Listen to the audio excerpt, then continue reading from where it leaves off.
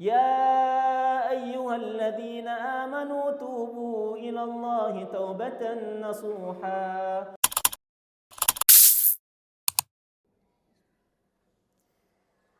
إن الحمد لله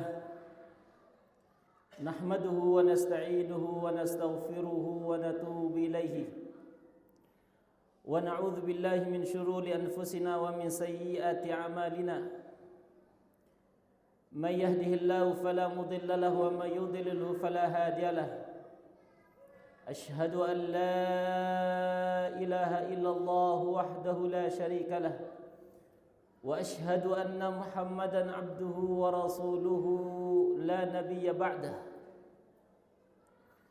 اللهم صل وسلم على سيدنا محمد صلى الله عليه وسلم وعلى آله وصحبه ومن تبعه بإحسان إلى يوم الدين وقال الله عز وجل في القرآن الكريم أعوذ بالله من الشيطان الرجيم بسم الله الرحمن الرحيم يا أيها الذين آمنوا اتقوا الله حق تقاته ولا تموتن إلا وأنتم مسلمون معاشر المسلمون أوصيكم بنفسي بتقوى الله فقد فاز المتقون. Hadirin sidang Jumat yang dirahmati Allah Subhanahu wa taala.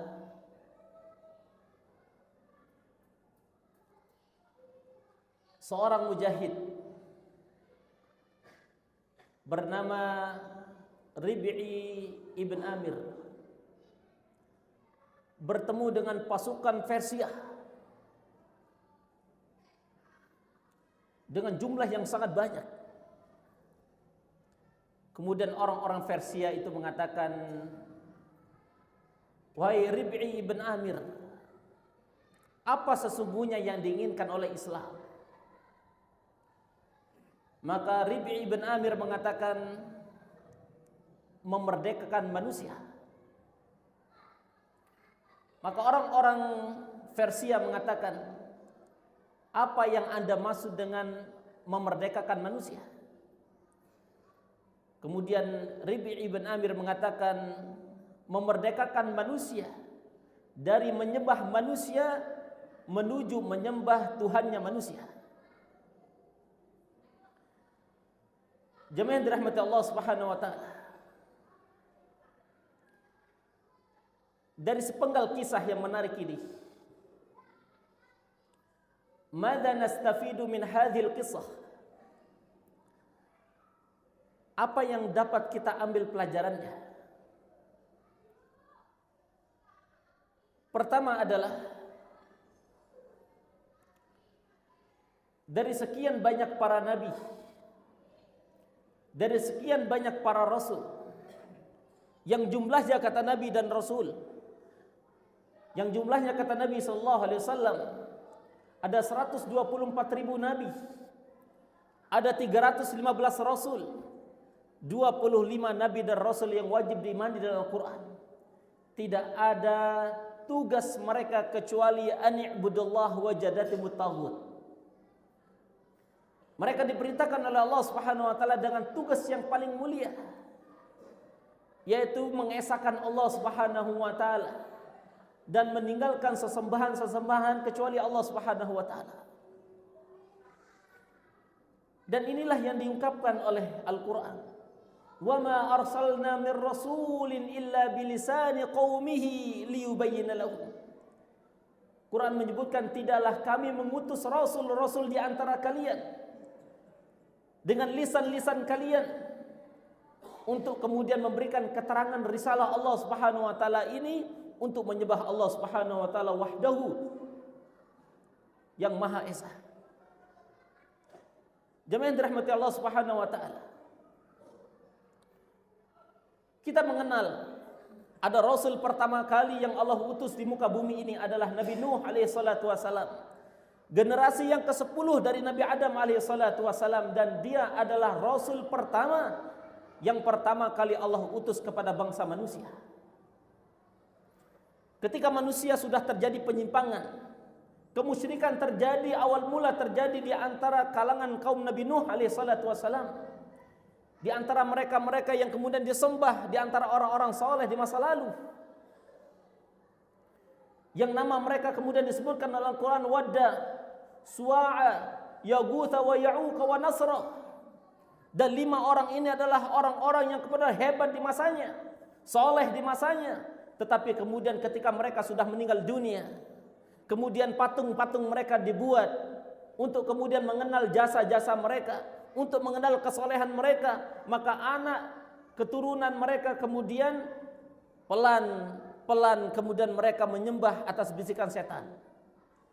Maka itulah alasan kenapa Allah Subhanahu wa taala utus seorang nabi dan rasul. Dan kata para ulama, rasul pertama adalah Nabi Nuh alaihi salatu wasalam. Sehingga Nabi Nuh mengatakan, inni da'utu qaumi lailan wa nahara falam yazidhum du'ai illa firara.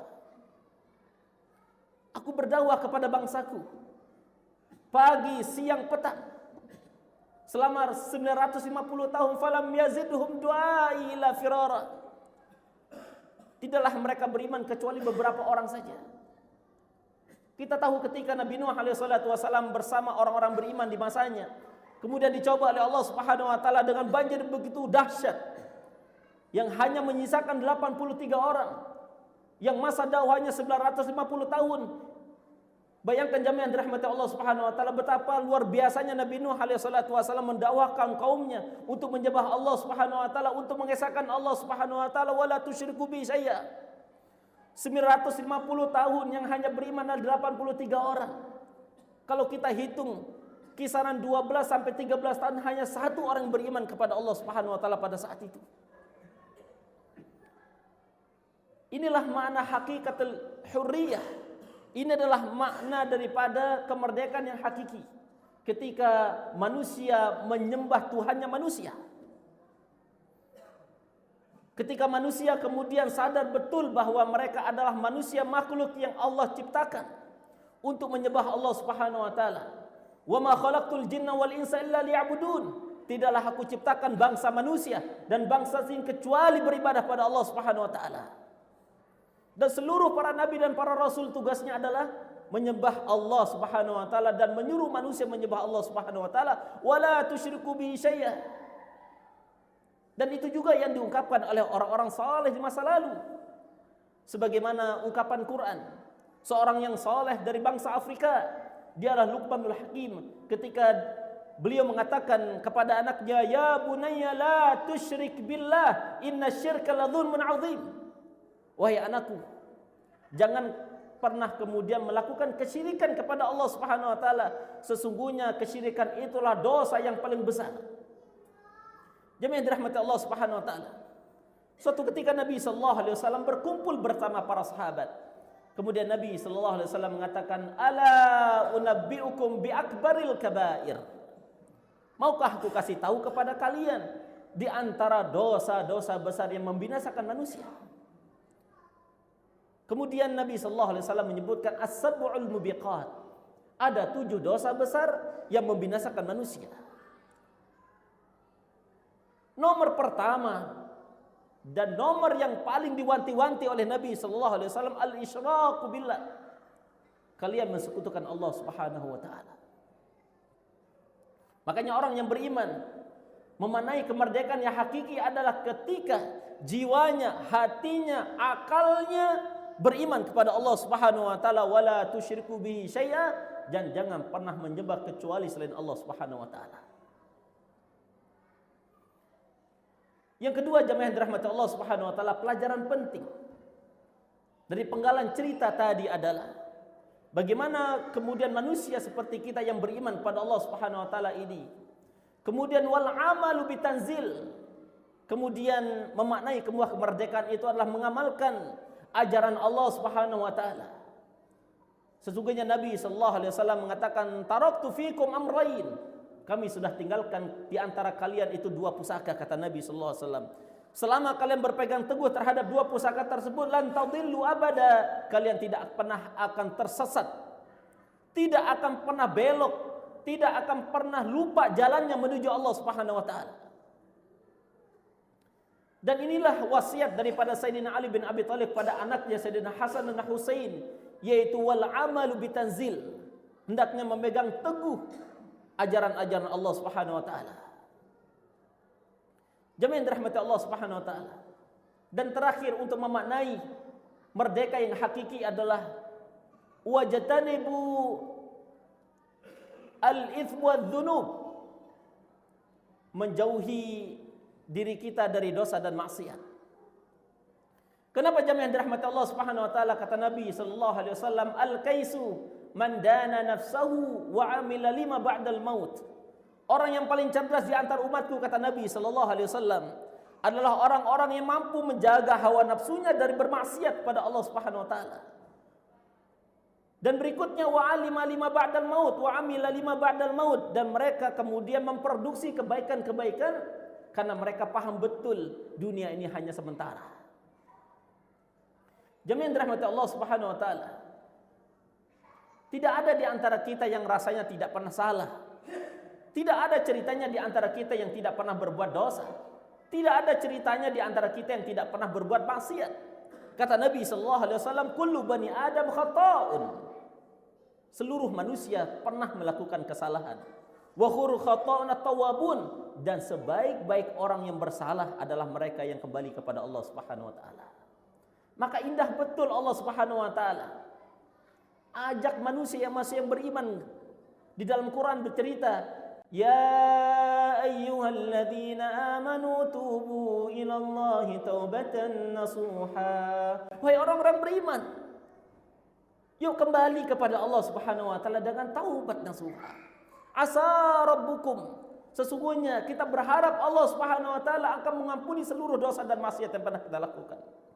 Siapa di antara kita yang mungkin pernah mohon maaf, yang mungkin pernah mengambil barang orang lain, yang mungkin pernah berzina, yang mungkin pernah memakan akulur riba, makan riba. Ada mungkin yang pernah menzalimi orang lain. Bertobatlah pada Allah Subhanahu wa taala, karena tidak ada dosa besar yang disebut dosa besar kecuali dia berhadap pada Allah Subhanahu wa taala, dia merengek pada Allah Subhanahu wa taala, dia meminta ampun kepada Allah Subhanahu wa taala. Ghufirallahu laka, maka Allah akan ampuni seluruh dosa-dosa kita. Betapa indahnya Quran bercerita kepada kita. Qul ya ibadiyalladzina asrafu ala anfusihim la taqnatu min rahmatillah. Qul ya ibadiyalladzina asrafu ala anfusihim. Kata Quran, wahai Muhammad, katakan kepada seluruh hamba-hambaku yang melampaui batas dalam bermaksiat. Tidak ada dosa kecuali mereka sudah melakukannya. La taqnatu min rahmatillah. Jangan pernah putus asa terhadap rahmat dan kasih sayang Allah. Innallaha yaghfirudz dzunuba jami'ah. Sesungguhnya Allah Subhanahu wa taala akan mengampuni seluruh dosa-dosa kita. Tentu selama kita bertobat pada Allah Subhanahu wa taala. Jemaah yang dirahmati Allah Subhanahu wa taala, bertobatlah sebelum ajal kita datang. Kita tidak tahu, tidak ada cerita anak kecil, tidak ada cerita anak yang dewasa, tidak ada orang tua, kecuali kita akan meninggal dunia. Kullu nafsin dha'iqatul maut, setiap kita pasti kemudian akan meninggal dunia. Jemaah yang dirahmati Allah Subhanahu wa taala, 3 pelajaran penting ini mudah-mudahan dapat kita amalkan dalam kehidupan sehari-hari kita, dan kita termasuk daripada orang-orang yang merdeka. Barakallahu lakum fil Qur'anil Karim wa nafa'ani wa iyyakum bima fihi minadz dzikril hakim wa taqabbalallahu minna wa minkum tilawatahu innahu huwas samiul alim.